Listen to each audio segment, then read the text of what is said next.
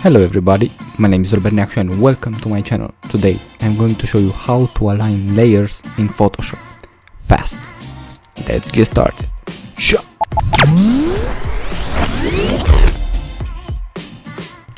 So I have here a circle, a square and some text. And I will show you how to align them on the left, center and on the right. First we need to select the layers from the right.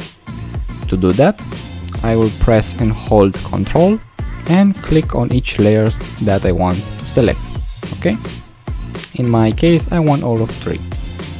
After you selected all the layers, you will see here on the top that appeared a couple of icons. The alignment that I told you before are those 3 on the right, center and on the left. Let's see in action. Left, center, and on the right, center, left, center, right. Let's go with center. I'll put them right here, and that's how you align items fast in Photoshop. As you can see, there are a lot of other type of alignment, but I don't want to get into details now. Learn only the basics first.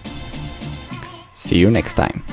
I hope this tutorial was very helpful for you. Let me know in the comment section what do you want to learn next, and don't forget to like and subscribe. Neacsu.